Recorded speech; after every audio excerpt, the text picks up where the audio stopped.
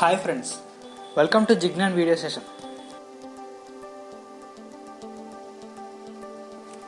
I am Niranjan from IT Tirupati.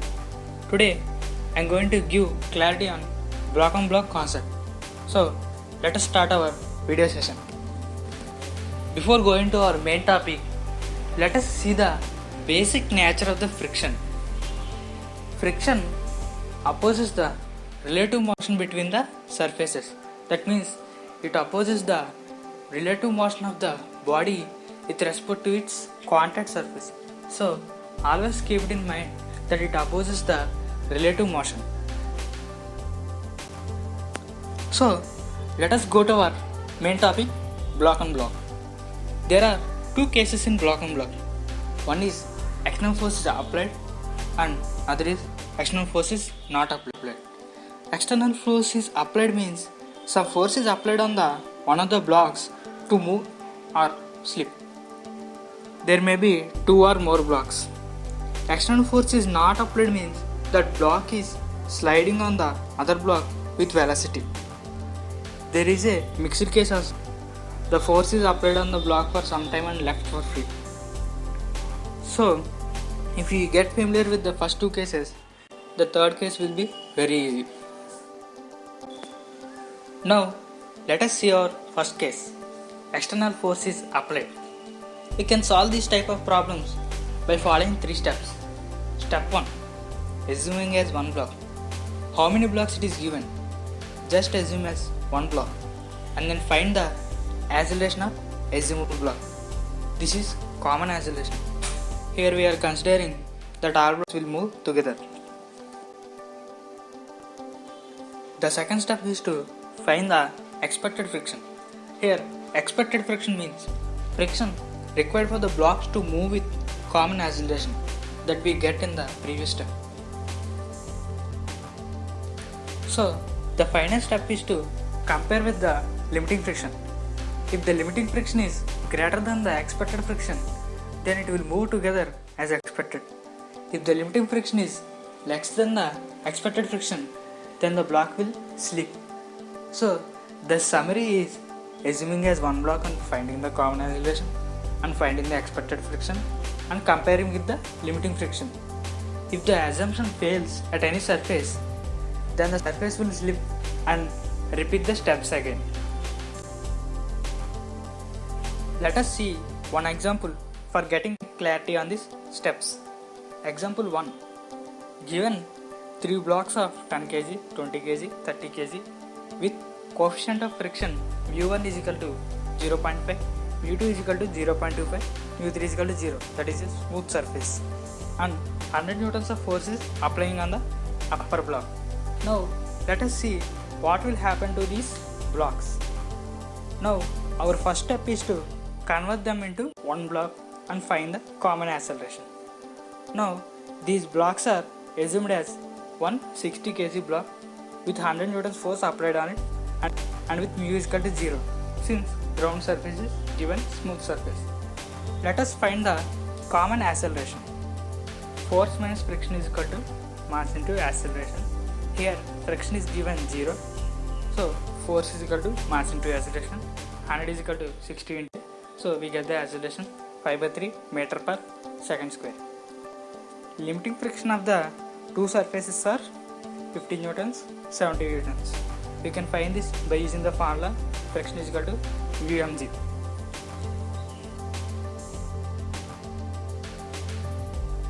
Our second step is to find the expected friction.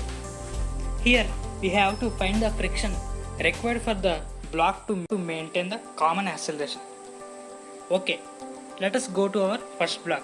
This is 10 kg block with 100 newtons external force and expected friction backward direction. So 100 minus expected force is equal to 10 into common acceleration. 100 minus expected force is equal to 10 into 5/3 as we get in the first step. So we get the expected friction is 250/3, that is 83.3, but the limiting friction is 50 newtons. So here expected friction is greater than limiting friction, hence the block will slip. as the first block is slipping. Now let us assume the next two blocks will move together. Now let us apply the first step again, assuming as one block and finding the common acceleration. Here, as the upper block is slipping, the limiting friction will act as a external force. Let us assume these two blocks as single 50 kg block with external force FL1. As in the step 1, we get the common acceleration 1 meter per second square. Now, we will find the expected friction, that is our step 2. Take the 20 kg block,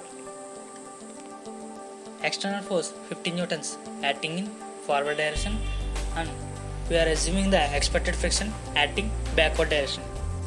50 minus expected force is equal to 20 into common acceleration. So we get the expected friction as 70 newtons and our limiting value is 75 newtons. The expected friction is less than the limiting friction. Hence, the block will move together with 30 kg block. Example 2. Find the least horizontal force P to start the motion of any part of the system of the 3 blocks.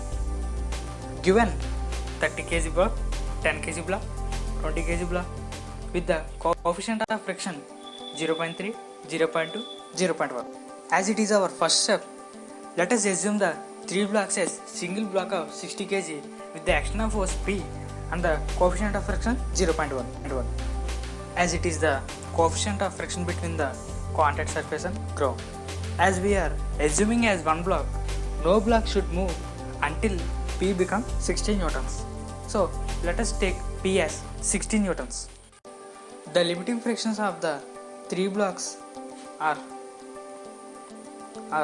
60 newtons, 80 newtons, 90 newtons. As the blocks should not move, every surface should have equal opposite force, that is 60 newtons. So the expected friction of every surface is 60 newtons.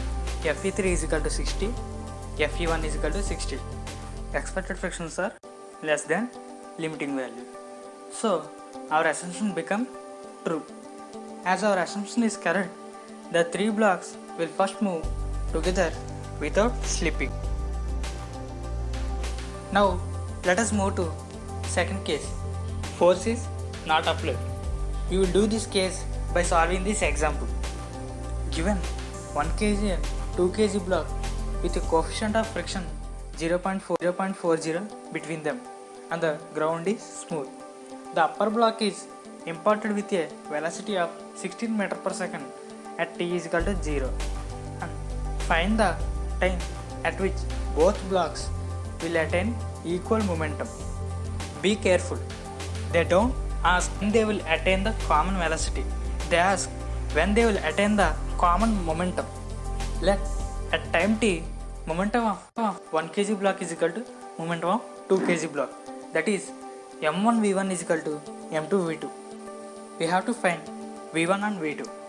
So from kinematic equations, v1 is equal to u plus a1t, v2 is equal to u plus a2t. Also, we have to accelerations of 2 blocks. Acceleration of 1 kg block.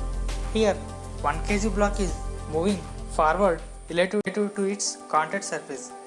As we know that friction opposes the relative motion, the friction will act backward direction. F is equal to ma. Here, friction is acting backward direction. Hence, it is minus. Minus mg is equal to ma.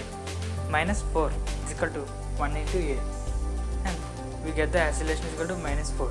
That the block is deaccelerating. Now let us find the acceleration of 2 kg block.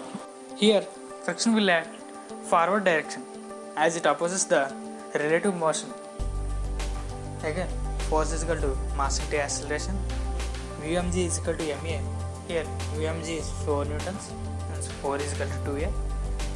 We get the acceleration 2 newtons, 2 meter per second square. So let us go to 1 kg. Here, given that u initial velocity is 16 meter per second, and we know that acceleration is minus 4 meter per second square. By substituting, we get v is equal to 16 minus 40, and in the same way, the velocity of 2 kg block, initially 2 kg block is at rest, so u is equal to 0 and the acceleration is 2.